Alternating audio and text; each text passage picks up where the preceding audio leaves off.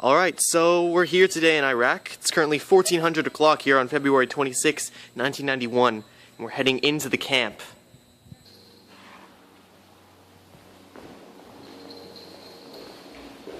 Sir, I'm going to have to ask you to stay here. The President of the United States is inside these doors. Oh. So, the President of the United States is here with us today. How did he find time out of his busy schedule to come here? Well, the President isn't all that busy if he has time to make a quick trip to the base camp here in Iraq. But I don't really think that a bunch of people need to know about that. As far as the President's finest men are concerned, what exactly is it that you do? Well, I schedule the interviews, the classroom visits, the panels and the talks that Mr. President has to attend in order to make an appearance every once in a while to make sure the public feels safe where they are living. I also give the media an input as far as how things in the White House are doing, how many bills the President gets to see, and how many he doesn't. And really, it's kind of like I'm his right-hand man. Do you get to carry a gun with you, then, if you're his right-hand man? I don't think I'm allowed to say, but no.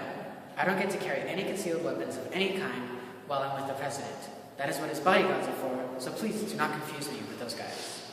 Alright, thank you for your time. It's always a pleasure, sir.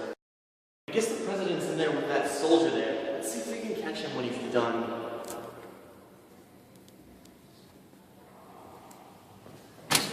Excuse me, would you be available for another interview?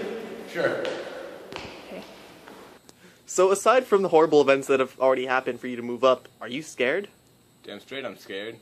I don't want to look at any of my comrades falling one by one with bullets in the head and blank expressions on their face like corpses.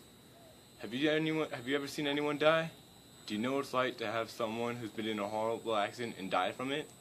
No, I can't say I do. Then I suggest going down and asking the Red Cross volunteers, not me. So how long have you been here for? Roughly, I'd say about a month or so. We've all been here about a month or so. What did the President have to say? Anything important you'd like to tell us? Well, our lieutenant just passed on some kind of killing spree or something. Everyone's kind of tentative right now about what could happen next. We're supposed to be getting a wave of Iraqi villagers in a few hours. We're supposed to keep them here, to keep them safe from what's been happening.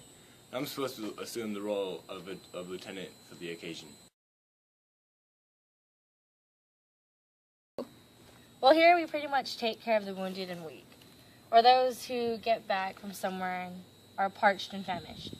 You know, along the lines of taking care of someone. Would you say that you get a lot of fatally injured soldiers and citizens here? Well, not recently, no. But there have been a few lost causes that have come in, and we have no idea how to help them with the supplies that we have. You know, we're pretty limited here with all the medication and bandages people get. Sometimes it's because we can't help them that they pass on. So how many so far have passed on exactly due to lack of treatment options? If I would say if it was out of 10, then I'd say probably like 5. So about half have not made it, thanks to our lack of treatment. Well, I'm about to head out to meet one of the villagers who has come here for safety purposes. I have no idea what she'll say about this war, if anything, but I hope we'll be able to talk to her a little bit. Hey, is it okay if I ask her a few questions? Would that be okay with you? Sure. Okay, let's start with this. Do you get to watch newscasts in your village about what's happening here? What's it that they say about what's going on? They tell us not to interact with the Americans, that you guys are bad news, but I don't believe any of that. I want to trust you guys. What about the media, though? What exactly are they saying that we Americans are doing? That you guys are invading our country, that you're not good news, and we shouldn't trust you guys, but honestly, I feel like it's a lie, and the media is telling us things that we shouldn't know. But you're here to prove that the news is wrong, am I correct? Yes.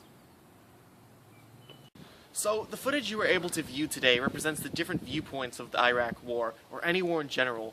Through the media, we only see a tip of the iceberg when it comes to the viewpoints of war. As you just witnessed, the interviewees did not want to release certain information, so only some of this footage will be used in the media global-wide. As you saw in my interview with the Iraqi civilian, their media portrays us as an invading enemy, while our media portrays us as heroes. Public's opinion is heavily persuaded by the media, and it's important to note that nothing is the same through either.